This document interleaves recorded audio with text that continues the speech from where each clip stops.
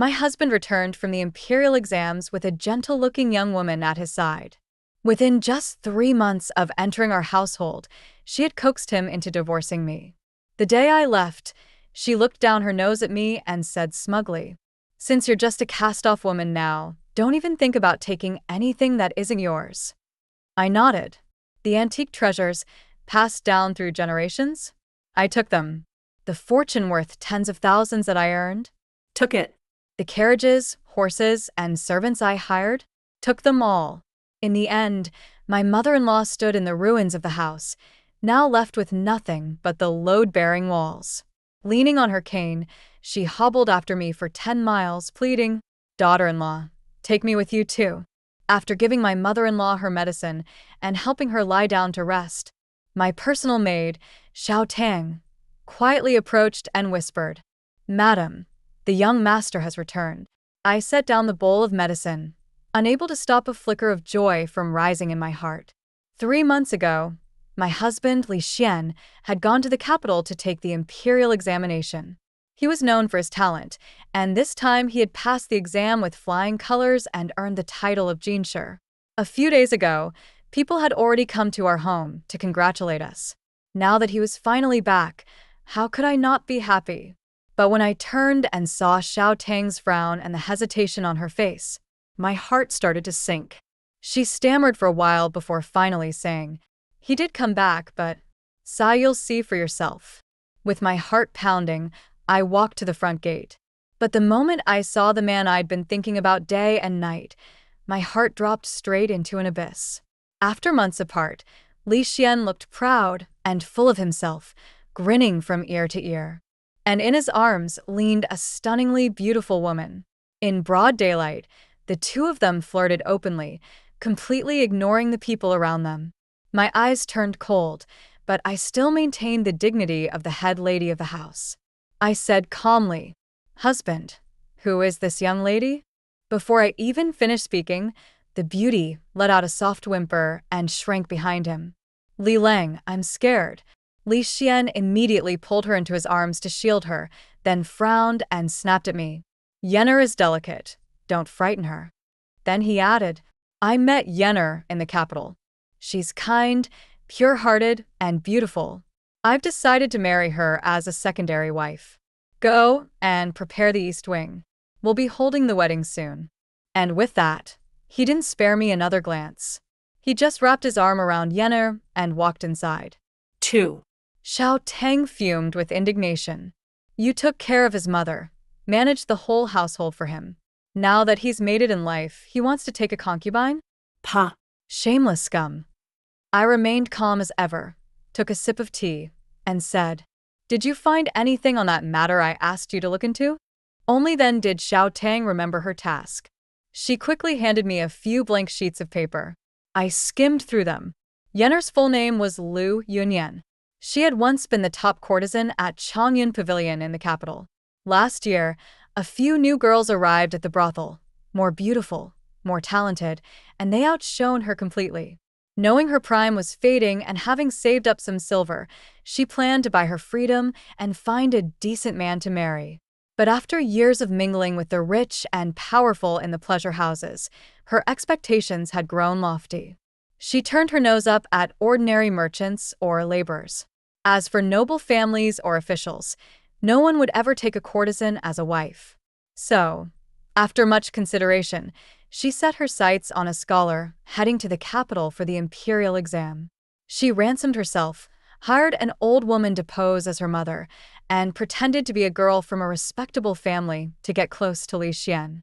It didn't take long before she had him wrapped around her finger. He was even planning to marry her as a secondary wife. But her little tricks would only work on someone like Li Xian, a man who had spent his whole life with his nose buried in books and knew nothing of the real world. All it took was a bit of silver, and I uncovered her entire background. Xiao Tang's indignation was now tinged with pride. "Miss, you should show this proof to the young master right away. I don't believe that a man of learning like him would actually marry a woman from a brothel." After thinking a moment, she added, "If not, we can go straight to old madam. She's always doted on you." She'll definitely stand up for you." looking at this feisty little maid, bristling with rage, as if she wanted to swallow Lu Yunyan whole. I couldn't help but laugh. Xiao Tang pouted. You're still laughing? That courtesan is practically climbing on top of your head. Resting my chin on my hand, I said slowly, if she wants to take him, then let her. Why should I fight over him? Xiao Tang's eyes went wide as saucers. My heavens, miss, what kind of talk is that? She nearly jumped up. You waited for the young master all this time. And now that he's finally made it, you're just going to let someone else pluck the peach you've been growing? Seeing her so fired up, I sighed. Lu Yunyan may have used some tricks, but in the end, all she wants is a better future for herself. That's just human nature. The real issue is Li Xian. My tone turned cold. Xiao Tang, have you heard the saying? The wolf of Zhongshan turns savage once it gains power. Li Xian came from humble beginnings. I, on the other hand, am Xia Ao's only daughter, a famed wealthy merchant in Jiangnan.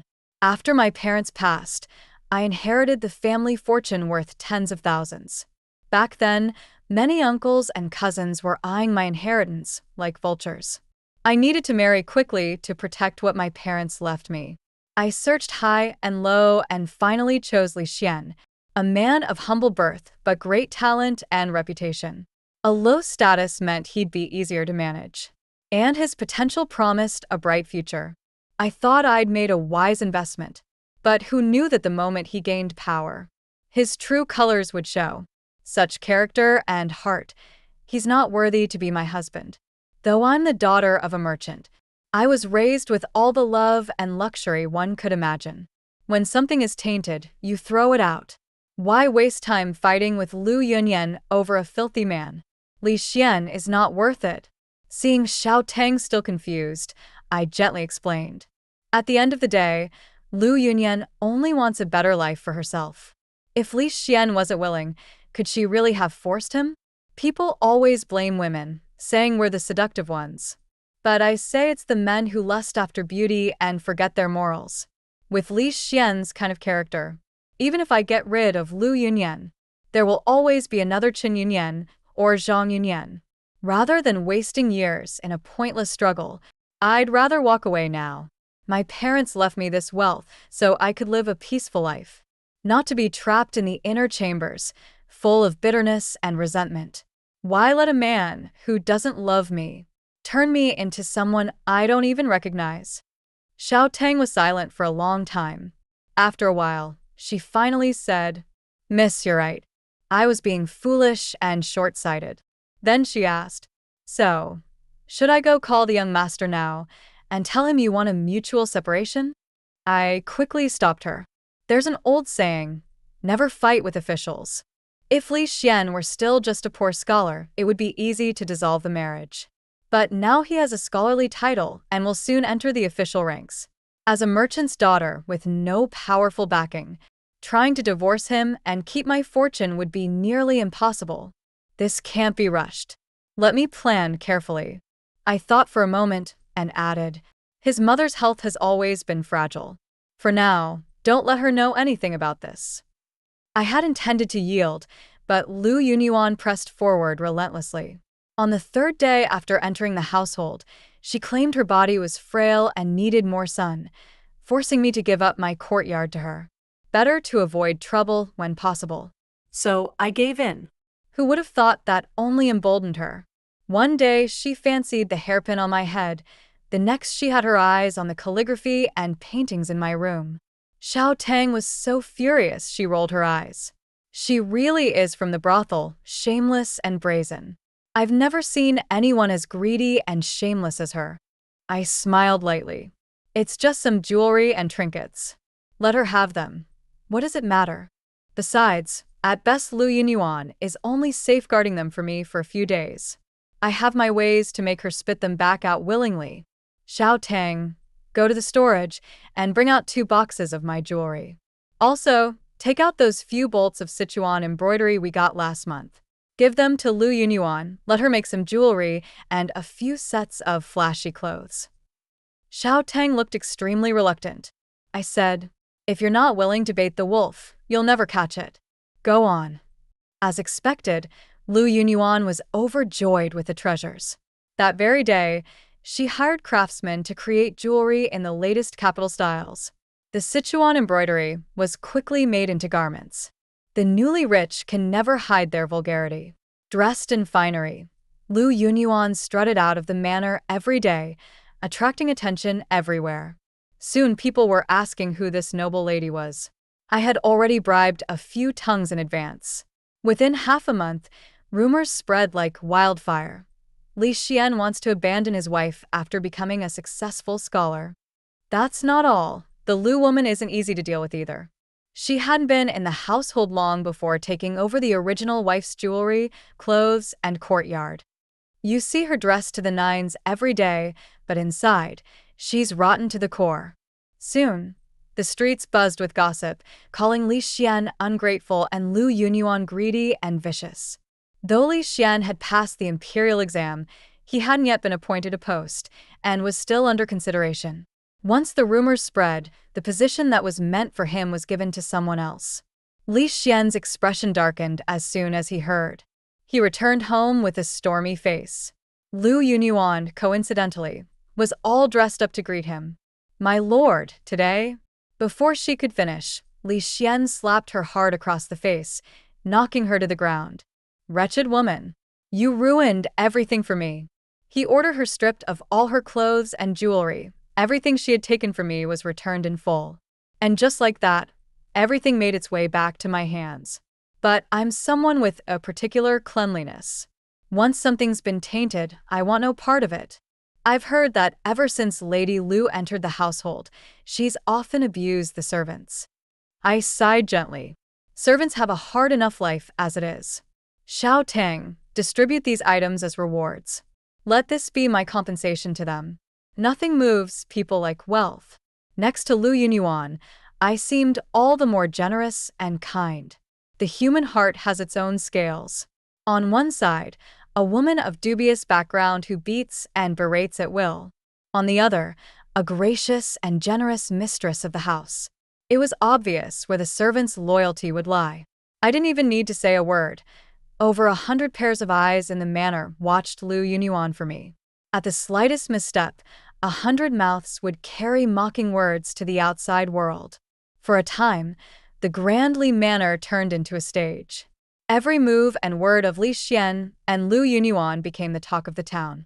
Rumors swirled endlessly, and the official post that had once been within Li Xian's grasp remained perpetually out of reach. 4. After suffering a loss once, Lu Yunyuan actually toned down a bit. She no longer came to bother me every day. Instead, she focused all her attention back on Li Xian, using all kinds of methods to flatter and curry favor with him. I was glad to have some peace and quiet. During this time, I carefully inventoried all the goods in the estate's treasury and cross-checked the ledgers for the shops and farmland. By the day of our formal separation, everything that belonged to me would not be left to Li Xian. Another half-month passed. Li Xian found me again and brought up the matter of marrying Lu Yunyuan as his secondary wife once more. The wedding arrangements are up to you. Everything must be the best of the best. Make sure Yun'er marries in grandly and with great fanfare. Li Xian spoke with a commanding tone. I couldn't help but smirk inside. So much for everything must be the best of the best. Before I married in, the Li family was dirt poor. The only thing of value was this old ancestral house. Everything else in the estate was bought with my dowry. Now he was showing off, using my dowry to flaunt wealth. I sneered inwardly, but feigned difficulty on my face. There are still rumors outside. If my husband marries Lady Lu as a secondary wife now, people will surely gossip again. Li Xian frowned, a hint of disdain flashing in his eyes. Since ancient times, great men have all had 3 or 4 wives. You're just a merchant's daughter, all about money. Being able to marry me is already a blessing for my ancestors. How dare you be jealous when Yun'er defies me? Li Xian showed no shame in his contempt, laying out his calculations openly. I'm going to be a high-ranking official someday. I won't allow a merchant's daughter to be my primary wife. Sooner or later, I'll divorce you. If you're sensible, I might keep you as a concubine. If not, I can just sell you off to a brothel. What's the difference? Hearing this, I hurriedly put on a flustered expression. Please don't be angry, my husband. It's your wife's fault for not knowing better. Since I married in, having money made me assertive, and no one dared to disobey me. Now that Li Xian could finally curb my temper, how could I not show relief? Beside us, Lu Yunyan couldn't help but show a smug satisfaction. Her daily whispers in Li Xian's ear had not been in vain. What's the use of being the main wife when she was in complete control? I took in both their expressions fully and couldn't help but smile slightly at the corner of my mouth. My husband is right. Great men have always had 3 or 4 wives. I slowly said, I will now order someone to find several pure, respectable young women to bring into the harem. That way, husband can have descendants. Both of them froze. Lu Yunyan looked at me in disbelief. She had thought I had finally accepted and agreed to let her be the secondary wife.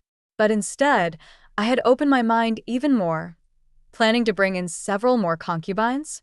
Li Xian was overjoyed, his lustful gaze impossible to hide. Good, good, good. Leave this matter to the madam to handle. The madam is truly the most virtuous and understands my heart. I sneered inwardly. Pure and respectable young women? Did a lecher like Li Xian deserve that? Secretly, I sent people to redeem some girls from brothels. They must be beautiful, sweet-talking, and know some poetry and music, I thought, then added. If they also have a few untreatable diseases, all the better. I fabricated pure and respectable backstories for each girl, just like Lu Yunyan had done at first. Then I dumped them all on Li Xian. These women were varied in looks, some charming, some innocent, some stunning. Since they all came from similar brothel backgrounds as Lu Yunyan, their scheming was on par, and they soon began fierce battles for favor. Li Xian enjoyed the benefits of having many lovers and was ecstatic. As for naming a secondary wife officially, he never brought it up again. After all, with so many beauties doting on him, picking one as the primary wife would surely upset the others. He devoted himself to keeping peace among them. Meanwhile, the concubines fought tooth and nail for his favor. I took advantage of this time to sell off all the farmland and shops that could be sold, exchanging them for silver notes and gold, which I hid in a secluded courtyard I had just purchased. When I had moved almost all my transferable assets, Xiao Teng finally brought me good news. The provincial governor has returned, bringing his family. He said he plans to stay until after the new year. 5. Though my father was an unremarkable merchant with little literary talent, he respected scholars who were well-read. So he was generous with money and formed many good relationships, often helping poor students. The current provincial governor was one of those my father had helped. After my father's death, he had also looked after me. But Governor Yi was strict and cared about his reputation, worried about accusations of collusion between officials and merchants. Therefore, I dared not rely entirely on him. However, his only daughter, Yi Miaoqing, had been close to me since childhood, like a sister. So when I heard the news, I sent an invitation to visit her. My plan was almost complete. Only the last step remained. All I needed was for Miaoqing to give a little push, and that would be enough. I spent most of the day at the estate. When I returned, my face was full of joy. Husband, I have the greatest news to tell you. Oh, what news? Li Xian looked at me eagerly. Since he knew I was close with Yi Miaoqing, he kept urging me to go to the Yi estate and help him get a good official post. Since he was so eager, I naturally wanted to help. I beamed as I said, Husband, you're about to have great fortune. After I met with Miaoqing, I praised you nonstop.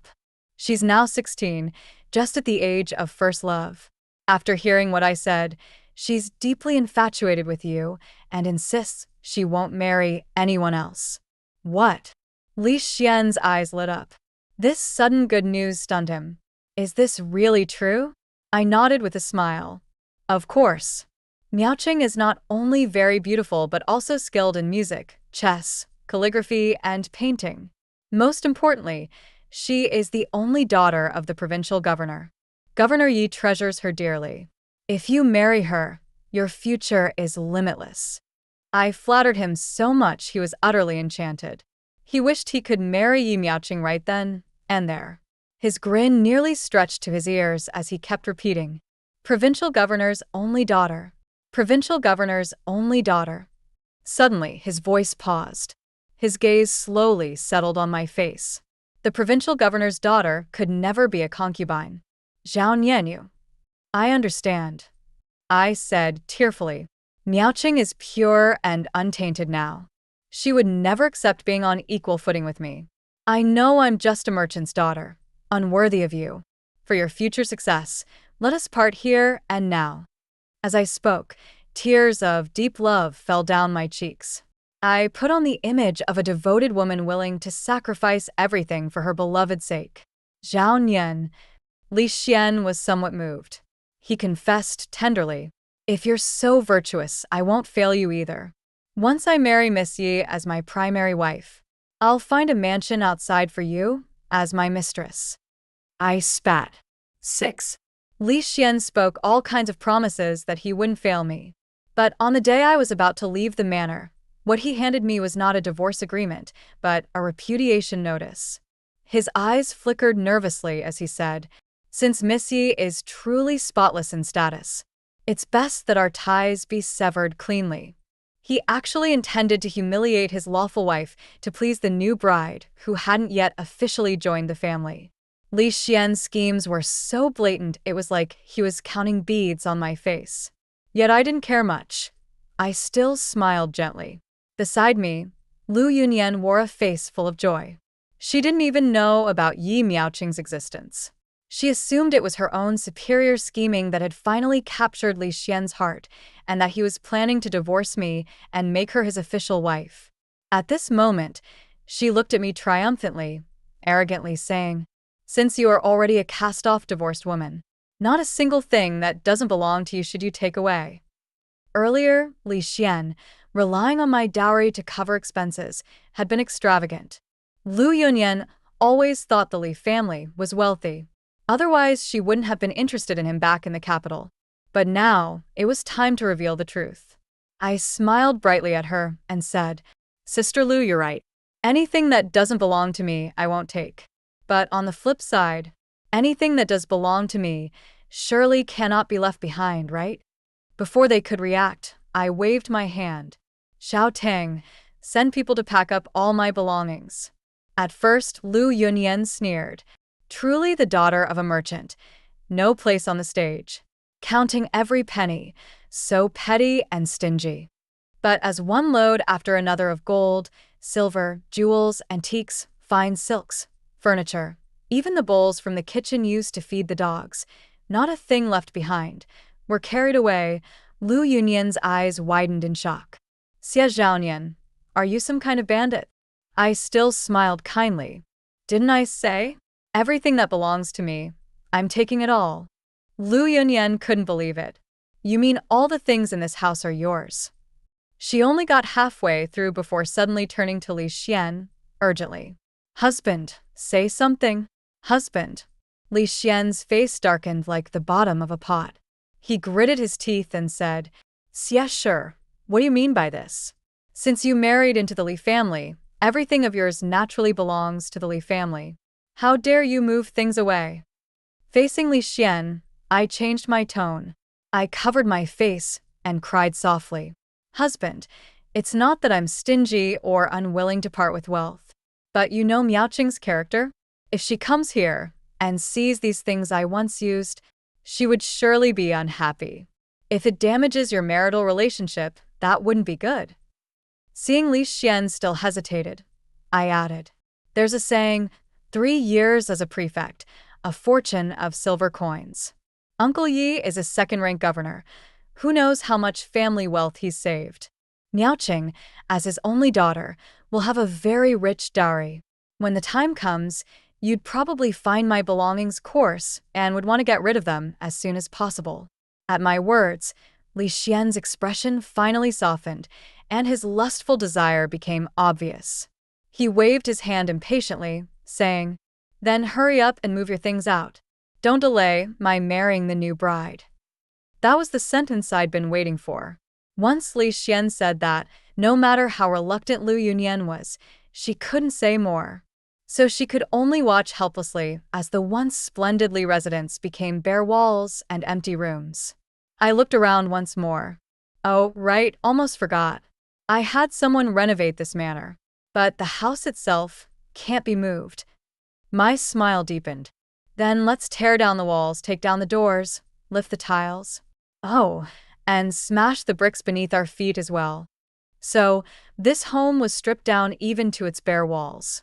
Lu Yunyan stood there dumbfounded. I called to the servants. Oh, by the way, I also have your indenture contracts in my hands. Come with me. After all, there's no wages for staying here. A large group left in a grand procession. Lu Yunyan stared blankly at the ruins below her feet. Li Xian, trying both to comfort her and reassure himself, kept repeating, "It's all right. When Yi Miaoqing comes to Marian, our family will surely rise to a higher level." Suddenly, he saw a figure dart past. Though somewhat hunched and leaning on a cane, the figure moved like lightning, as if afraid of being left behind, dashing swiftly toward the gate. Mother. 7. I sat in the carriage filled with treasures, sharing with Xiao Tang the joy of finally ditching a bad man. Suddenly, urgent shouting came from behind the carriage. "Daughter-in-law, take me with you. Without you, how can I live?" My frail, sickly mother-in-law hobbled forward with her cane, moving surprisingly fast. Her voice was pitiful as she kept calling out to me. Honestly, although Li Xian was a bastard, his mother truly cared for me. I left without saying goodbye and even emptied out the Li household. Thinking it over, I should at least give the old lady an explanation. So, I quickly told the sedan chair to stop and invited Mother Li inside. "Madam, actually," I calmly recounted everything that had happened recently. Then I showed her the divorce papers and emphasized I would never turn back. Mother Li sighed in relief. "Thank goodness. Thank goodness. You only want to leave him, not me." I blinked. Mother Li added, "You can divorce him, but I'm coming with you." I put my palm to my forehead.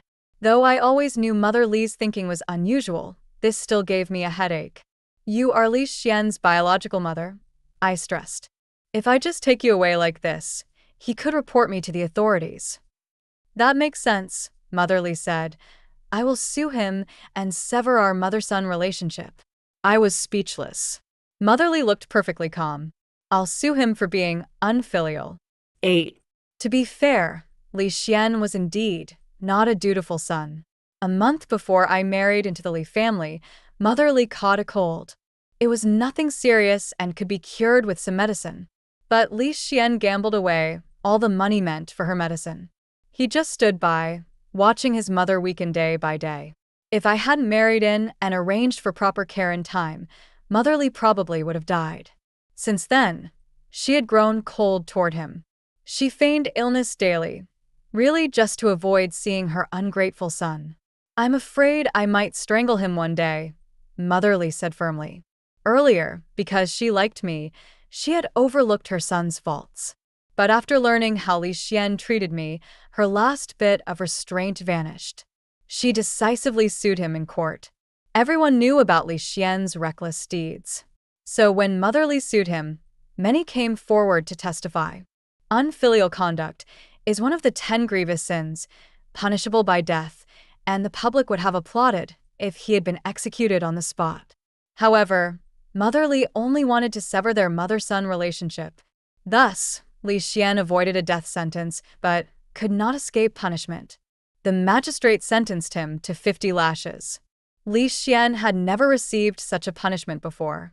In court, he furiously said, "Do you know who my future father-in-law is? He is the Honorable Second-Rank Provincial Governor, Yi Tianzheng, Lord Yi. If you dare touch me today, you'll pay tenfold tomorrow." The magistrate hesitated, startled. He knew Lord Yi had a precious daughter he adored. If he offended the future son-in-law, his own position might be at risk. The magistrate, being cautious, sent someone to inquire at the Yi residence. The envoy returned with a note. The handwriting was fierce, revealing the writer's anger. Nonsense. To slander an official and defame a virtuous lady is an aggravating offense. The magistrate smiled. 9. Of course, Yi Miaoqing would never fall for Li Xian. Like the moon in the sky would never love dog poop on the ground. That day, I went to see Yi Miaoqing and laid out my situation and planned clearly. Divorcing Li Xian was easy, but protecting my property after the divorce was hard. The only way was to make Li Xian believe that divorcing was immensely beneficial to him, so eager that he would give up present gains. So, I asked Yi Miaoqing to lend me her name. She was straightforward, with a chivalrous heart, and readily agreed. But will Li Xian really believe it? Yi Miaoqing worried. I've never met him. You claim to be deeply attached to him from just a few words. That's too fake. How could it be? I smiled. Don't worry, he will believe it. Even if it were the provincial governor's only daughter, or a princess or celestial being, Li Xian would probably believe it. Some men are just born that confident. Even if they are worthless or odious, they still think they deserve everything, and that all women should naturally admire them. Li Xian was that kind of man. He believed himself irresistibly charming. No woman could resist him. He never doubted my clumsy lies at all. He was convinced he was about to become a royal son-in-law, until the magistrate threw the note in front of him. Defaming an official, slandering a virtuous woman, an aggravating offense. The magistrate slammed his gavel. Bring him down for 100 lashes. No matter how much Li Xian begged, the lashes fell mercilessly. 100 blows nearly killed him. When he finally woke up again, he was in the ruined Li mansion. Birds of a feather flee when disaster strikes. His concubines had all vanished. Only Lu Yunyan remained. Adversity reveals true feelings. Li Xian shed 2 hot tears. Now I know, Yuna, you are the one who truly loves me. When I recover, I will make you my legitimate wife. Lu Yunyan forced a dry laugh. Out of Li Xian's sight, she rolled her eyes secretly. She wanted to run away with the others too. But most of the other concubines came from nearby towns, so they could return home, or at worst go back to brothels to continue their work. But she had come all the way from the capital. Going back was impossible. Going back to a brothel was unbearable. So she decided to gamble. Though Li Xian was down and out, he still had a title. Who knew if he might rise again? If she stuck with him through his downfall, he would be grateful. When he succeeded, she would rise with him and become a proper official's wife. So, Lu Yunyan endured her disgust and carefully took care of Li Xian daily. However, she greatly underestimated Lord Ye's love for his daughter. When he learned some scoundrel dared to involve his precious daughter, he was furious. He immediately sent people to investigate Li Xian's background. Soon after, he drafted a petition. Concubine murdering wife, unfilial son, defaming officials, and virtuous women. The emperor, after reading, looked disgusted. Talented but immoral, a villain indeed. Issue an edict. This man shall never hold office. Thus, Li Xian's dream of officialdom was completely crushed. 10. After Li Xian completely lost any chance of rising to high office, Lu Yunyan no longer bothered to pretend with him and directly prepared to leave. Li Xian panicked. He had finally awakened from his dream of having multiple wives and concubines. He realized that if even Lu Yunyan abandoned him, he would truly be alone in the world. He begged her desperately to stay, swearing that even if he never became an official, he would still provide her a life of wealth and comfort. With his silver-tongued words, he finally persuaded her to remain. From then on, Li Xian, as he had vowed, began diligently searching for ways to earn a living. He actually found something. Though his character was poor, he was indeed quite talented. After all, he had passed the imperial examination. Many wealthy families hired him to teach at their clan schools. Because of his bad reputation, his salary was only half that of other teachers, but it was enough for the two of them to live without worry. Yet for Lu Yunyan, who was used to extravagance, merely living without want was far from enough. The current life was not only incomparable to when she first entered the Li household. Even compared to her days in the brothel, she was less well off now.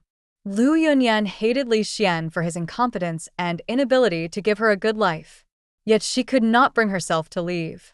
This was not because she still had feelings for him, but because even at his worst, he could still provide her shelter and food. If she left recklessly, her fate might be worse. But continuing to live like this was no solution. After some time, Lu Yunyan secretly began working as a prostitute again. She would bring clients home while Li Xian was teaching at the clan school.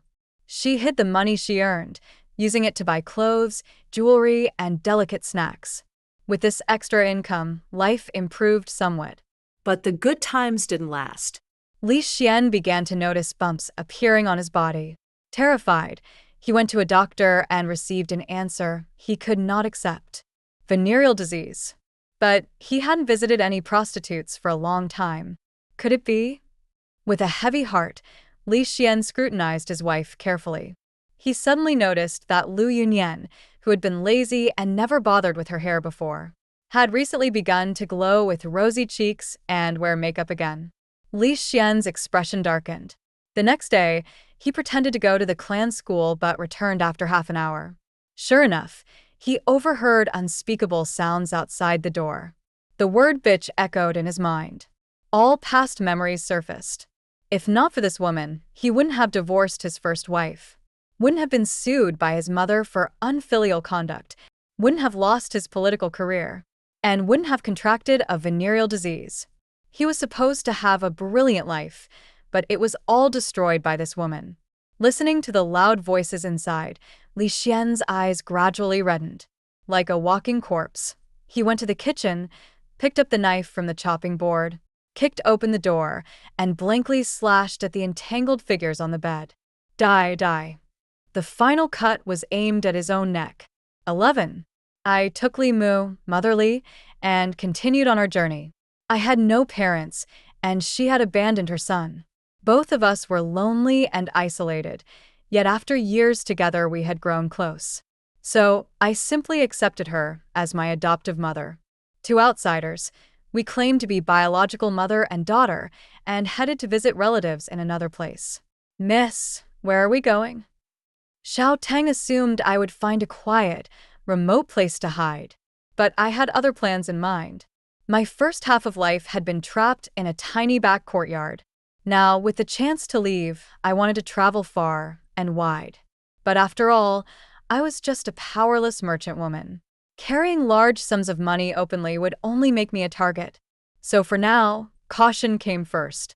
A minor recluse hides in the wild, a major recluse hides in the city. The more remote the place, the more recklessly the powerful act.